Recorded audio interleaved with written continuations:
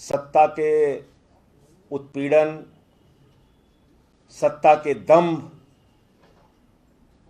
सत्ता के अहंकार और सत्ता की जातियों की बहुत सारी कहानियां आपने सुनी होंगी। लेकिन आज जब मैं आपसे बात कर रहा हूं, अपना पूरा जीवन देश और समाज के लिए समर्पित करने के बाद उत्तर प्रदेश की योगी सरकार ने मेरे खिलाफ देशद्रोह का मुकदमा किया है। योगी जी कह रहे हैं कि मैं देशद्रोही हूं। 3 महीने में 13 मुकदमे मेरे खिलाफ किए। 3 महीने में 13 मुकदमे उत्तर प्रदेश में किसी माफिया के खिलाफ नहीं हुए। और मेरा गुनाह क्या है, मेरा अपराध क्या है? और मैंने आज देश के सर्वोच्च सदन में माननीय सभापति जी से भी पूछा कि मान्यवर, अगर मैं देशद्रोही हूं तो मुझे जेल में डाल दिया जाए। और मुझे प्रसन्नता है कि आज 12 राजनीतिक दलों के 37 सांसदों ने मेरा समर्थन किया और माननीय सभापति जी ने सदन को भरोसा दिया कि इस पूरे मामले की जांच कराएंगे। लेकिन यह देशद्रोह का मुकदमा हुआ क्यों? क्योंकि मैंने उत्तर प्रदेश में हो रही जाति और अपराध के खिलाफ आवाज उठाया। मैंने उत्तर प्रदेश में हो रही ब्राह्मणों की हत्या का मामला उठाया। मैंने उत्तर प्रदेश में हो रहे दलितों के हत्या का मामला उठाया। मैंने उत्तर प्रदेश में हो रहे राजभर समाज, मौर्य समाज, पाल समाज के साथ, यादव समाज के साथ, निषाद समाज के साथ हो रहे अन्याय का मुद्दा उठाया। इसलिए मेरे ऊपर देशद्रोह लग गया। क्योंकि मैंने विक्रम जोशी पत्रकार का मुद्दा उठाया। क्योंकि मैंने 3 बार के विधायक निवेंद्र मिश्रा की हत्या का मुद्दा उठाया। क्योंकि मैंने संजीत यादव के अपहरण और हत्या का मुद्दा उठाया, ब्रजेश पाल के अपहरण और हत्या का मुद्दा उठाया। वो मोहित रिक्शा चलाने वाला दलित युवक जिसको थाने में लाकर पीट पीट के थानेदार ने मार दिया लालगंज रायबरेली में, मैंने उसका मुद्दा उठाया।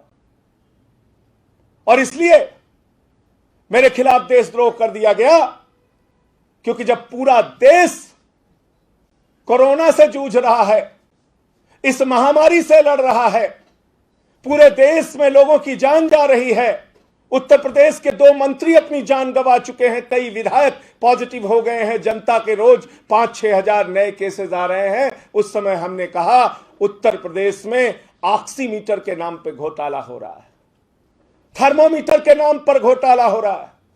योगी जी ने 800 का ऑक्सीमीटर 5000 में क्यों खरीदा, ये बताइए। मैंने सदन में मुद्दा उठाया कि 1600 का थर्मोमीटर 13000 में क्यों खरीदा, बताइए।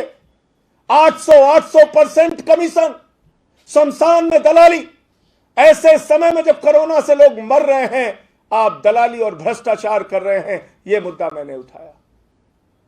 और उसको लेकर एक सर्वे कराया। जब उत्तर प्रदेश की जनता के बीच में गया, जगह जगह उनसे मिला, जानकारी ली, तो मैंने सर्वे कराया कि उत्तर प्रदेश की सरकार पर आरोप लग रहा है कि वो जातिवादी है, ठाकुरवादी है।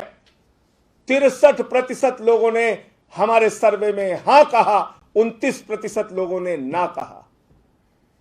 63% लोगों ने कहा कि हां, यह सरकार जातिवादी है। तो जातिवाद करना, उत्तर प्रदेश में हत्याएं हो रही हैं, हत्याएं कराना, उत्तर प्रदेश में लूट की घटना हो रही है, लूट की घटना होना, मासूम बच्चियों के साथ बलात्कार हो रहा है, बलात्कार की घटना होना, यह देशद्रोह नहीं है। लेकिन अगर आप ये पूछ लेते हैं कि यह सरकार जातिवादी है या नहीं है, तो वो देशद्रोह है। मुझे देशद्रोही बना दिया गया। आपने कभी आज तक सुना नहीं होगा हिंदुस्तान में, महोबा के एक एसपी और डीएम, उन्होंने इंद्रकांत त्रिपाठी नाम के एक व्यापारी से रंगदारी वसूली, रंगदारी, और जब पैसे देने से उसने मना कर दिया उस व्यापारी ने, तो गोली मरवा के उसकी हत्या करवा दी। योगी जी, हत्या करवाना देशद्रोह है। और आप कह रहे हैं कि मैं देशद्रोही हूं इसलिए कि आपके चेहरे को बेनकाब किया, इसलिए कि आपके चेहरे से जो ये घोटाले आप कर रहे थे, इस पर्दे को हमने खींच के नोच के आपके चेहरे को सबके सामने किया और हमने कहा कि पीपीई किट में घोटाला मत करो, ऑक्सीमीटर थर्मोमीटर में घोटाला मत करो। और तो और एक एनालाइजर जो 1,45,000 का जेम पोर्टल पे, सरकारी पोर्टल पे मिलता है, वो योगी जी ने 3,30,000 रुपए में चीन की कंपनी से खरीदा। चीन की कंपनी से, जिसका बहिष्कार करने की बात भाजपा कहती है, जिस चीन ने हमारे 20 जवानों को शहीद कर दिया, उस चीन से 3,30,000। तो मैं योगी जी से कहना चाहता हूं, मैं जा रहा हूं 20 तारीख को। इस देशद्रोह की नोटिस में पहले आईटी एक्ट में मुकदमा लिखा गया, पहले अज्ञात में मुकदमा लिखा गया, लेकिन जब मैंने कोरोना घोटाले को उठा दिया संसद में, तो कल ही शाम को मेरे पास नोटिस आ गई और उसमें देशद्रोह की धारा बढ़ा दी गई। आईटी एक्ट की धारा में देशद्रोह की धारा, और कोई शायद धारा छूटी नहीं जो धारा न लगा दी गई हो। डीएम और एसपी उत्तर प्रदेश के अंदर हत्याएं करवा रहे हैं, रंगदारी वसूल रहे हैं, ये मामले में बार बार उठाता रहूंगा। कोरोना में घोटाला हो रहा है, ये मामला मैं बार बार उठाता रहूंगा। और 20 तारीख को जो नोटिस आई है, मैं संसद का एक जिम्मेदार सदस्य हूं, सदन की कार्रवाई छोड़ता नहीं, प्रतिदिन सदन में उपस्थित रहता हूं। 9 बजे सिग्नेचर करके पार्लियामेंट में माननीय सभापति जी को बताकर मैं यहां से निकल जाऊंगा और 20 तारीख को ही लखनऊ के अंदर थाने में जाकर अपनी गिरफ्तारी दूंगा। मुझे मालूम है कि मुझे 20 तारीख को गिरफ्तार करके जेल भेजा जाएगा। मैं उत्तर प्रदेश के लोगों से कहना चाहता हूं, मैं ब्राह्मण भाइयों से कहना चाहता हूं, मैं दलित भाइयों से कहना चाहता हूं, मैं मौर्य समाज के लोगों से कहना चाहता हूं, यादव समाज के लोगों से कहना चाहता हूं, पाल समाज और निषाद समाज के लोगों से कहना चाहता हूं, एक नहीं 1,000 मुकदमे मेरे ऊपर कर दो, जितना चाहे जेल में रखो, लाठियां चलवाओ, मुकदमे लिखवाओ, लेकिन आप ये कभी मत सोचना योगी जी कि मैं अपनी आवाज बंद कर दूंगा। कभी मत सोचना कि मैं जुल्म के खिलाफ बोलना बंद कर दूंगा। कभी मत सोचना कि मैं इन हत्याओं के खिलाफ अपनी आवाज नहीं उठाऊंगा। मैं बार बार अपनी आवाज उठाऊंगा। 20 तारीख को जाऊंगा, अपनी गिरफ्तारी दूंगा।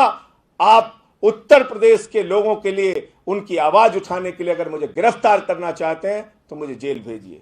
आज जिन दलों ने मुझे समर्थन दिया, उनमें कांग्रेस पार्टी के सांसदों ने, समाजवादी पार्टी के सांसदों ने, टीएमसी के सांसदों ने, शिवसेना के सांसदों ने, आरजेडी के सांसदों ने, टीआरएस के सांसदों ने, टीडीपी के सांसदों ने, डीएमके के सांसदों ने, अकाली के सांसदों ने, सभी दलों के लगभग एनसीपी के सांसदों ने, लगभग 12 दलों के सीपीएम के सांसदों ने, सीपीआई के सांसदों ने, लगभग 12 दलों के सांसदों ने आज समर्थन दिया और 37 सांसदों ने हस्ताक्षर करके चेयरमैन साहब को, सभापति महोदय को चिट्ठी लिख के इस पूरे प्रकरण की जांच कराने की मांग की है। और इसमें दूध का दूध, पानी का पानी होना चाहिए। अगर मैं देशद्रोही हूं तो आप मुझे जेल में भेजिए, और अगर देशद्रोही नहीं हूं तो ये फर्जी मुकदमा लिखने वालों के खिलाफ कार्रवाई होनी चाहिए। मैं यही बातें आप सबसे करना चाहता था। आप लोगों के जो प्रश्न हो आप पूछ सकते हैं।